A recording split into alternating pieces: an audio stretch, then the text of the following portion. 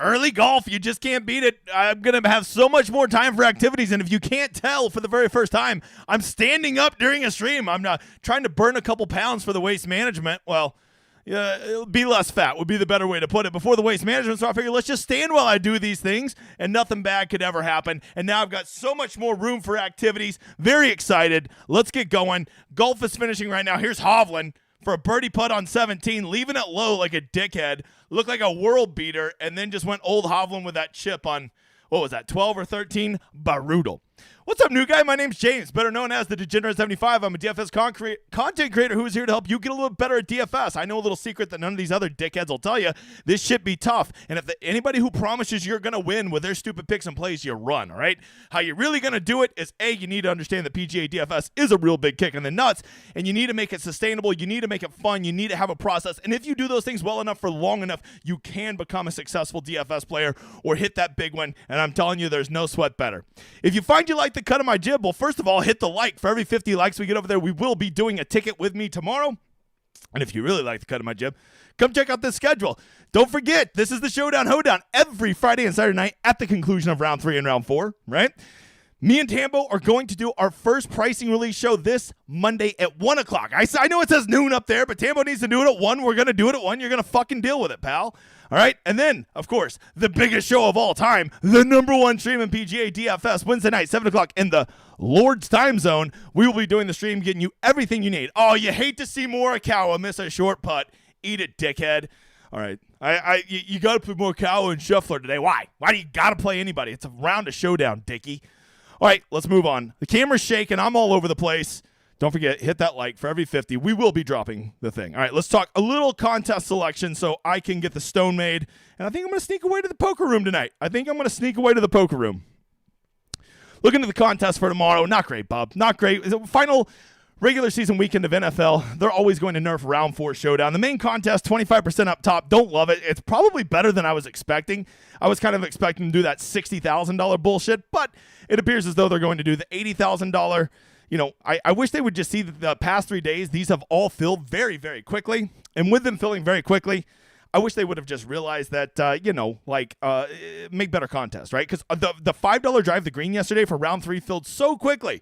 The $20 was slower, but the $20 had a much shittier payout, right? So if they would just make good contests, I think even with NFL tomorrow, it is going to be playing. And as always, I think round 4 Showdown is the biggest edge out there because dumbasses chase those position points way more than they should, Bob. Right? Right. All right, let's talk about how the course played today. Let me hit refresh. You don't come to this show because I have tabs ready. The course played noticeably harder today, but still just a birdie fest out there, right? 2.5 strokes under par is still very easy. But, I mean, there was actually guys scoring bogeys. Look at that. The first 4 holes all played above par today. What was the thing? Well, first of all, the wind was blowing. But it wasn't just that the wind was blowing. Watching the round today, it really seemed as though it matters which way the wind is blowing. It's making some of these holes noticeably harder. If the wind's blowing 15 miles an hour on this course, but it's not in the right direction, or it is in the right direction, it really doesn't have much of an impact on scoring. But when it's the other way, not great, Bob. Not great. And you saw some dudes really struggle busting out there. And then you just had guys like Victor Hovland that said, I hear what you guys are saying, but why don't I just skull it into the fucking woods, lose my ball, and take a 7 on the easiest hole on the course? It's a bold strategy, Cotton. We'll have to see if it pays off. Oh, there's Benny Ann rolling in a bird. Got some Benny Ann in week long. Wouldn't mind all seeing Benny Ann get there for me. You want to know why I played Benny Ann this week? Legit. I looked at our projections and it was just blowing up. I'm like, well, I guess I'm playing fucking Benny Ann. I don't know why the projections love him, but they do. So there you go. Hey, new guy, if all this PGA, if I'm talking too many, if I'm using too many terms, saying too many things you're not used to, I made this beginner guide right here. I kept it behind the paywall, but I'm going to link it over here in the chat and in the description of this video. Simply go watch it, and it will tell you everything you need to know to learn the basics of PGA DFS. Start out small, learn the game, have some fun with it, and get better. And I'm telling you, PGA DFS, it's just a different kind of burn, bro. You're just going to have to take my word on it, okay? Getting over to the weather. Yes, I am very, very wealthy. I can afford the $18 a year to give you guys the best projections. And as you can see tomorrow, they're going to roast the shit out of this course, right? You don't have to worry about which way the wind's blowing tomorrow because it's not going to be fucking blowing, right? We already know that they're going to be doing the same thing they did today. They're going to be going off split tees, 1 and 10, just like they did today. So everybody's going to be on a 2-hour window. They're going to get it over as soon as possible. Why are they going to do that? Because they don't want to be up against the NFL, so they're going to try to get the round over as quick as possible. So I haven't they haven't obviously officially put out the tee times, but I am 99.9% sure they will be going off of split tees and threes just like we saw today, okay? So with that, there's really no weather edge to change. But here's what I would tell you. We don't need to, just because there's no weather edge to change doesn't mean that we shouldn't consider the weather. How we should actually be considering the weather tomorrow is this.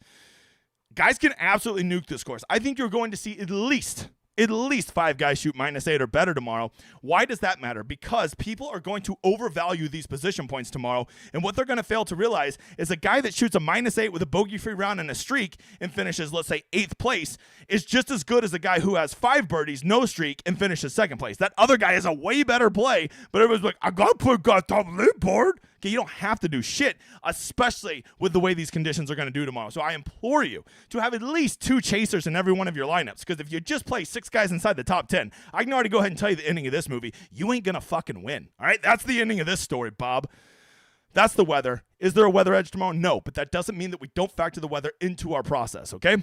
Hey, you want to know something? This is the big guys projections right here, loaded into the solver, the best optimizer out there. Guys, I'm telling you, want to get this. I go by the 6-month package now. If you want my projections and my ownership, which I promise you, no one does ownership or projections harder than I do, and you want them preloaded in the best optimizer out there, use the solver, right? Look, here's the Rosetta Stone from yesterday. This is what I put out to my members. And you're like, hey, man, I don't know what punts to play. Well, just simply go look at the projections from $7,100 down, the quote-unquote punts. Who were the 4 highest guys that we had? Harris English, Luke List, Tom Hoagie, Chris Kirk. Those are the 4 highest projected guys of all the punts. And 3 of those 4 guys had nuke rounds, including old rope hat Harris English, who broke the fucking slate, right? So, like, this is our projections, the end-all be-all? No, they're not. But they can certainly be that thing that helps you get on a guy that you would otherwise not be on. And as you can see, right there, Harris English, the 2nd highest projected guy of all the punts in this entire tournament, looking at my projections. If you want access to these, you simply just go over here to Showdown, Hoedown, use my little landing page on the solver, and that will make my projections come already preloaded for you, okay? That is the projections. Let's get going. Hey, new guy, round 4, welcome. It's a little bit different, okay, because we have these things called position points that I've already been spending a lot of time shitting on people. First up, it is nice to have the winner, because if you have the winner tomorrow, they likely have had a good round because this is a birdie fest, and they're going to have to go win this. No one's going to fall into this tomorrow. But then they're also going to get 13 additional bonus points at the end for finishing first place. That is not something we had in round 1, round 2, or round 3, but we are going to have it in round 4. So we do have to play a slightly different strategy. To have nobody in the top 10, I think, is very misguided, right? I think you're going to probably want to build all of your lineup starting with 2, maybe 3 guys, and if you're a real softish baby shit kind of person, 4 guys up in the top 10, and give yourself the most chances for guys to nuke up there. Not only have a great round, but also get those 13 bonus points if they win the round, or if they win the tournament, right? Because those guys will almost certainly be nutted because they'll probably have shot a 6 or 7 under, probably get you a streak, a bogey-free round, and now they're getting 13 additional bonus points on top, which is more than 2 birdies difference, right? So you're going to want that. So to completely ignore the top 10 and just play a bunch of chasers tomorrow, you're going to lose. You're going to lose. You cannot build an optimal lineup doing that. But at the same time, building 4, 5, 6 guys that start in the top 10, I also think you're being an idiot. Because look at this. The difference between 6th place, if your guy finishes 6th place tomorrow, and the guy that finishes literally 40th fucking place, not even 1 birdie. 1 birdie is the difference in those two. And people are going to be, got to play the guy that's going to get 8. No, you ain't got to do shit, Bob. What did I say, 6th? I meant 8th. If you do 8th, that's 5.5 away.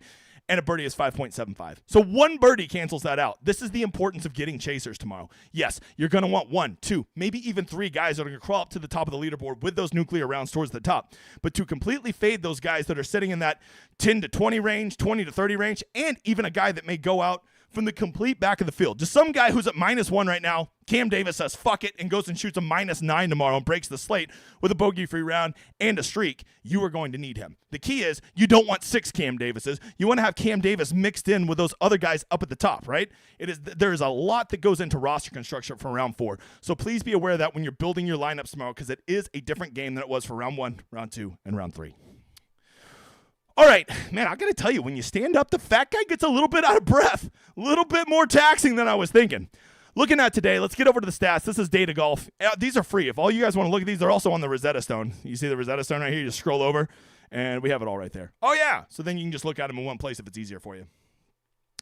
Looking at the stats, as always, I like to start with ball striking. Lukey gloves, which, by the way, Lucas Glover, I played him a lot today. He was one of my favorite plays. I had him marked, and I was like, Lucas Glover. All right, he has 12 feet for birdie on 17. Well, at least we're getting a bogey-free round out of this. I literally said those words in my head. I look back. He 3-putts from 12 feet to miss his bogey-free round. Lukey Gloves, I will kick you in the dick. I'll punch you harder than your wife. All right, so there you go. He was unbelievable ball striking today. I don't imagine he's going to continue to 3-putt from 12 feet, especially with that cheater putter that he rocks. So if you want to go right back there, you could. I will tell you, ever since he's got that cheater putter, he is at least an average putter and not a guy that you would expect to lose 2 1/4 strokes putting. Other guys that ball struck today, old Andrew approached him. Back to being approaching him. Look at that. All right. And he still couldn't putt today. So if you want a guy that could just go out tomorrow and kind of be like, fuck it, I got a haircut, let's go do it. Maybe it's old Andrew Putnam. Xander, dude, Xander was beast today. That guy, he's playing so good. I'll be shocked if he doesn't win this. He just owns this play. They should just call this the Xander Open. Jason Day with a nice bounce back today. Maybe it's those stupid MC Hammer pants he's wearing. I don't know. Corey Connors, played a lot of Corey Connors, so of course he couldn't make a putt, you Pennywise dickhead. Adam Schenk, played a lot of Adam Schenk. Of course he couldn't putt. You want to know the rule. You can't putt if you're in my lineups. Dim's the rules. Morikawa and Scheffler are just like smash bounce back plays tomorrow. Like if you're like, oh, they screwed me today. Well, first of all, you shouldn't have been playing them because they were 33% owned, you donkey dick. And now you're going to get a discount on tomorrow because of how they played today. And now tomorrow's the day you go play them because they're going to probably get a bounce back round and you're going to get them at lower ownership. This is called playing the game.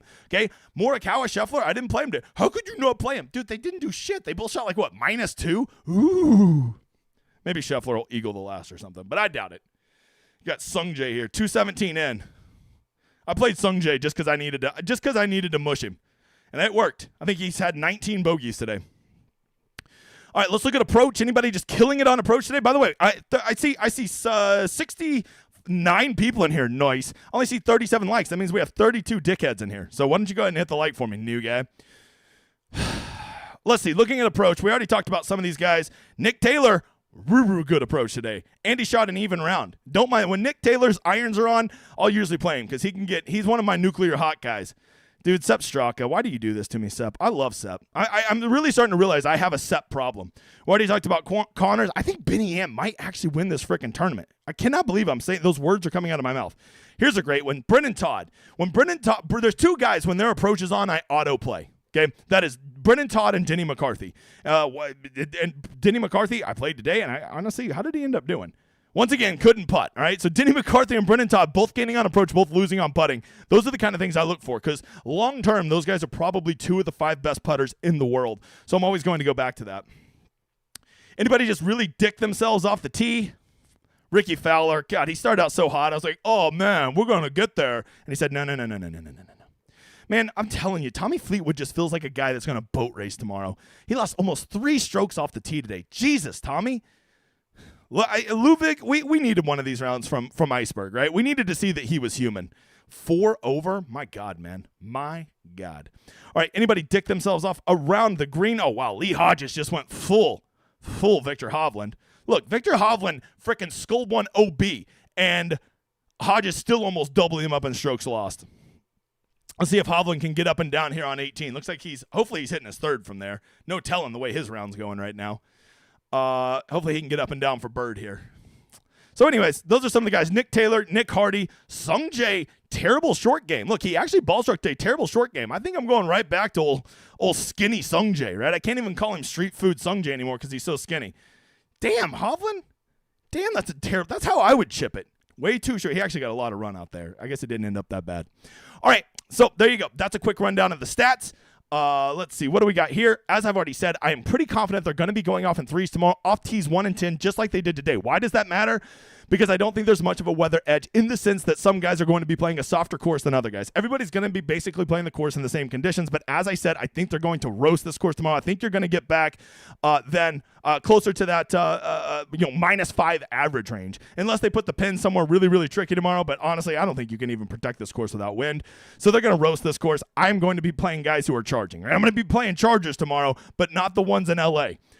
All right, let's get to the drawing. Editor, once I see 50 likes, we'll do the drawing. If we get to 100, we'll draw another one. I will answer some questions, and then I got to go make the stone, and then I got to go play poker because the big guy's won like 7 out of his last 8 sessions, and I tip like a fucking maniac. So if I'm winning, I'm like really winning. And I hit the high hand last week. Let's go. Just going to give me a free $300? Hell yeah. I split it with the dealer. I'm classy. Hey, new guy, go check out my website. Trust me. Look at me, new guy. There is not a site in PGA DFS that is growing faster than mine. That I can fucking assure you, all right? I don't want to be that guy that brags about how many people have signed up just since the new year, but it's been real good. And here's why. Okay, over at my site, nobody cares more about PGA DFS than I do. When it comes to ownership, when it comes to projections, when it comes to weather, when it comes to behind the paywall videos, when it comes to treating you guys like customers, nobody cares more, right? And then here's the best part. We don't fucking price gouge it. Everything I do for all of my Showdown, all of my week long, right there, $34.99 for golf. And please listen, look me in the eyes, new guy.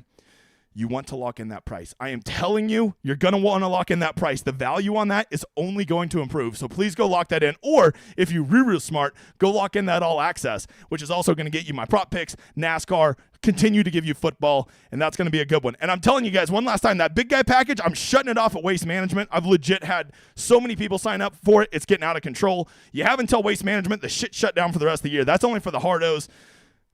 Never thought it'd be so popular. Oh, yeah, and over at my site, we have the best tool in all of PGA DFS. Imagine people not just saying, hey, here's some picks, fuckhead, good luck, but actually giving you a tool that assists you in making your own process and making your own plays. And that is what this is called, the Rosetta Stone. I make this for all my members for week-long, round 2, round 3, and round 4 Showdown. Of course, a big shout out to all my winners. In this community, we celebrate the winners of the community, not that of the moderators, because we're not slapdicks. And if you've ever wanted to try a week on my website completely free, sign up for that newsletter. Send an email or a tweet over to @TheDegenEditor, and he will give you a free week on the site. No strings attached. You don't even gotta reserve it with your credit card. We're not fucking weirdos like that. I just know once you try it, you're gonna want to be there. All right, editor, I see 50 likes. I think I see 50. There was 50, and then it went down to 49. Fuck it, draw it anyways. Give him a drawing. While he does that, let me remind you guys, we are going to the Waste Management. Me, Tambo, Hoop, all my team, all of Ship It team. We're going to have a big meetup. We're going to be doing shit like going to a putt-putt. We're going to be going to the casino. Of course, we're going to be going to the Waste Management on Friday and Saturday. We're going to watch the Super Bowl on Sunday. Be there. Make plans. Going to be, real fun. Man, look at Chris Kirk. Chris Kirk. Having a great round out there. That guy needs to go celebrate with a couple beers tonight. You know what I'm saying? All right. The drawing is Niners DD21. Don't know who the hell you are, new guy, but all you got to do is reach out to me. If you're on the Discord, send me a message over there. If you're on Twitter, you can DM me. I'll return it because I'm like not famous and I like reply to DMs and stuff. So there you go. Reach out to me. That's all we got. Let's get to the questions. And then the big guy has got to get the stone out. I'm a slut to the stone and my people. Man, look at that beautiful ocean. I'm sitting here in shitty-ass, rainy-ass Oklahoma City. It's cold. It's wet. And then they're going to show me that on the television. Fuck you, Hawaii, and your beautiful scenery. All right. Answering questions. Let me get a quick swig of the Perrier. Hovland for birdie on 18.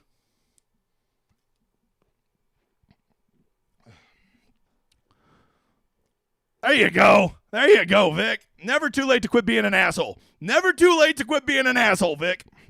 Okay. Hey, 69 people in here. Nice. All right. Let's see. Lowest player who will be tomorrow, I'll be at -7. Lowest player who will be tomorrow, I'll be -7. Jerry, I don't know what the fuck you're asking, Bob. How far back is too far back? To win, if you want to talk about winning, I think the only reasonable people that could probably win probably be the -15 guys. You know, it's going to be really hard. Well, I guess Kirk's making birdie on the last hole right now, so he's going to be at -21. So I'd probably say the -16 guys. It's going to be really hard to make up 5 strokes on Kirk and go past all those guys between him and them. So I'd say probably -16, -17 guys would be the last guys that would have a realistic shot at winning. Sung Jae shooting a 73. What a dickhead. New guy, what price range are we going overweight on in DK single entry? I honestly, I wouldn't even worry about the price range. I'd worry about who do you think is going to win this tournament. Answer that question first. If you think Kirk's going to win it, well then go overweight, go underweight in that range and just go with Kirk every time you're in that range. If you think it's going to be Xander that's going to win, well then go Xander in all your lineups and make that the guy you play up there, right? Start with who you think is going to win, who you think is going to be up towards the top, and then reverse engineer from there. We getting dancing Degen now? I don't know, Nick. I'm already out of breath just standing up. If I start dancing, my ass going to pass out. Waste management or waste management? Oh, well played, Recklage. A little bit of both. That's a fire pun, bro. That's a fire pun. All right, any love for Hobbit tomorrow? Let's see. What did old Brian Harms do today? Harmon. What did he do today? Harmon, I mean, yeah, look, Harmon's another one of those guys that's a very good putter. So when I see his approach on, I'm always warm to him, right? But, you know, I don't know. He's just too pricey this week, right? I'd rather just go play other fucking studs than him. That's my problem. And I always think of Brian Harman as a guy that can go shoot -5 or -6 in tough conditions. I never really think of him as a dude that's going to shoot a -10 in easy conditions, if that makes sense, right? Oh, wow. They're just showing Decky fucking chipping it in from 900 yards away. Luck sacking donkey. How do you approach Showdown? With a wedge. With a wedge. Inside to out. Keep my hands forward. That's how I do it. Let's see. Moving on. See, now I can do golf swing stuff right here. You got somebody. I know somebody in the comments can be like, "You're not keeping your elbow to your ribs. You're not keeping your elbow to your ribs." How about this? How about you shut the fuck up? Okay. Which is better, back 9 first or second? Yeah. Let's see if they saw an advantage real quick. Let me go over because yeah. I mean the problem is 18 is easy, but it doesn't connect very nicely with 17 and 1 and 1 and 2, right? 9 is also relatively easy, but it doesn't connect well with 9 and 10. So really, I don't think it makes much of a difference. That's not where you're going to squeeze out your streak, and that's really the only reason it matters, right? The back 9 is definitely easier, though, if you watch scoring. Just ask Tony Fee now. You probably think about this. How far down the leaderboard are guys playing? Yeah, I've already said, I think a guy like Hovland, who just got to -15, he could still get a top 5. I don't think he can win 6 shots back, but I do think that he could still rally to a top 5. Guys that I think could actually still win are definitely the -17 guys and up. Probably be my answer. Maybe 16. You know, who's here at -16? Sepp, he can go nuke. Homa, no, he's not there. So Harman and Sepp. So yeah, I'm going to go ahead and say -17 plus Sepp because I think Sepp's a fucking unit. Will anybody be donkey chalk tomorrow? Yeah, here's the rule. Batia is going to be crazy owned. Chris Kirk's going to be crazy owned because they're at the top of the leaderboard and they're cheap, right? So now people can play them and go do whatever they want the rest of their lineups because they think those imaginary position points are so magical. I'll tell you right now, it will be a very hard pill for me to swallow to play Akshay or Chris Kirk at Showdown tomorrow, simply because I think they'll both be over 35% owned, right? And those two guys, I think they're going to be a little nervous, okay? These aren't two prolific winners who have a whole bunch of past, what the fuck is the word I'm looking for? They don't have a whole lot, they don't have a ton of examples of being hawked down by star players and trying to hold on, right? So I'd be a little worried about Kirk and Batia possibly crumbling under the weight of this. Let's see, Tom Kim, Ori Cook guy. Oh yeah, I thought Tom Kim was a good Ori Cook guy today, and Tom Kim did a whole bunch of dick. Yeah, Tom Kim, not great today. 1 over. Not great, Bob. Zach, how many pesos is too many pesos on Spieth to win this thing? You know what? When Spieth's on, I'm always in. Put $100 on him. I don't know what you normally bet. I put $100 on him. Spieth's playing well. I mean, shit, he should be. What is he at right now? He's 3rd right now. He should be 2nd if he doesn't miss a 3-foot putt, overthinking it on, what was that, like 16 or something? Just hit the damn putt, Jordan, and quit thinking all the time. Jesus. All right, 100% Scheffler tomorrow, just to try to mush the chalk. I mean, if you have a really good week-long lineup going and it doesn't have Scheffler, I kind of like that strategy, Zach. I really do. Some people shoot jumpers, some may hook. With a course this easy, anyone capable of going low, would you be up for leaving more salary on the table? You know, it's just so easy to get weird at round 4 that I don't think you need to do it by leaving a ton of money on the table. That would be my answer to that. If you want to, go ahead. I don't hate it, but I don't think you should do it just to do it, right? Here's Scheffler carving one in there on 18. Oh, good shot, Scott. Well, he getting at least a birdie. All right, the guys at -14, -15, yeah, I think they're too far back to win, in my opinion. There's just too many guys they'd have to jump. And this isn't the kind of course where guys up top are going to be giving up shots tomorrow. Is there any metric that measures how players improve round by round within a tournament? Yeah, I mean, you just can go look round 1, round 2, round 3 here. Or you could, if you're on my site, you could just go compare the stones. That'd probably be the best way, right?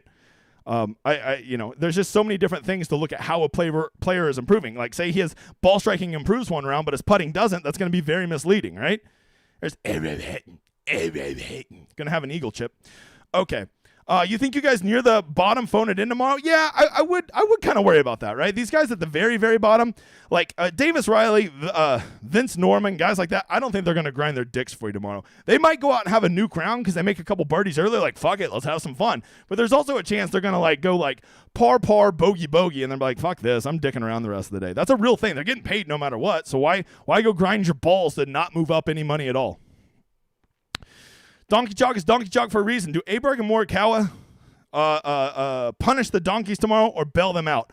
And week long, I mean, if you played Iceberg at week long, you're toast. He's never going to get to an optimal lineup tomorrow. I mean, he'd have to legit shoot a -11 tomorrow to get back into a winning type lineup. So I wouldn't worry about him. Morikawa, he really saved the round today, right? He was not playing well, and now he's still right there. So I think Morikawa is going to have a good day tomorrow. He gets there, and Iceberg doesn't. Would you recommend an optimizer for Showdown? I couldn't imagine, Jacob, building lineups without my optimizer. Couldn't do it. I wouldn't do it. I just wouldn't play fucking Showdown if I didn't have my projections in my optimizer. I wouldn't do it, dude. Haven't looked at one piece of golf info since the summer. Any general piece of advice for Showdown tomorrow? Chad, I covered a whole bunch of it, brother. Mainly playing the points game and position points and people overreacting. And you just know that all these guys in the top 10, are, especially T6 and higher, are going to have very, very inflated ownership, specifically if they are cheaper or they are an elite player. How's the guy in the back doing? Sleeping. Let's see. How excited are you about the Waste Management? Pretty excited. I think that's going to be a really special weekend, Nick. All I'll say is wink, wink. All right. Is Denny playing well enough tee to green that we can keep that he remembers he knows how to putt? Yeah, I mean, I love Denny today. He was one of the dudes I was like, I'm getting a lot of Denny in my lineups because, you know, as I already told you, when I see Denny's approaches on, I'm almost always going to play him. And he sucked again today putting. So maybe Denny's broken, right? Somebody said that, hey, watch out, he's on a honeymoon with his wife. Now I'm starting to buy that theory. How's the standing desk treating you? I mean, it's cool, it's nice, but I'm not going to lie. It's a lot more taxing standing my fat ass up for 30 minutes and being this high energy. I gotta get a drink. Shut up. I did cardio today, okay? I did cardio and abs. I mean, not, you know, maybe I should say midsection. I don't have abs. I mean, I probably do. They're just really well hidden. All right, sorry if I'm incoherent question. I meant to, what is the lowest score a player will include in your player pool tomorrow? -7 or better? Yeah, I think you're going to probably, to win a GPP tomorrow, you're probably going to need all your guys at minimum to go -5, -6 would be my guess. And you're going to have those 1 or 2 guys that truly nuke, because there will be a guy or two tomorrow that I promise you will go -9, -10 under. And you're going to need them in your lineups. Xander going to be the highest owned tomorrow? I think so. If you made me bet, him, Scheffler, Batia will probably be the 3 highest owned. Well, I got to go do my ownership right after this, but that would be my guess. How much are you looking at guys' strong round 4 history? I like that kind of stuff, Steven. If I'm being honest, I probably put more weight on it than I should. I just feel like it's a cute little metric to get me looking at guys. Oh shit, this guy has a B+ at the round history, right? That was what got me on Hatton yesterday, right? I ended up, that was the first thing that made me look at Hatton. He had like an A on round 2 course history, and then I just started looking at the rest. I was like, oh shit, Tyrrell Hatton is going to go nuke in round 2, and he did. Sorry I missed this earlier. Expensive -17 guys going to be the nice leverage tomorrow? I think so. -16, -17, 15, that range. 17 through 15 is going to be the nutted range. Here's the troll Brennan Todd for Eagle. Watch out for the bridges. Watch out for the bridges, children. Brennan Todd. Wow, that is a terrible fucking putt. Jesus, Brennan. What the fuck was that?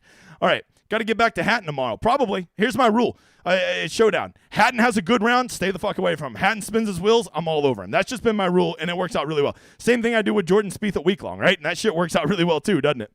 What's a decent contest tomorrow? Seems like they have a bunch of junk out there. Yeah, so if I was looking at the contest, one that I would give my approval on playing, the Club Twirl is not bad if you can afford $44 an entry.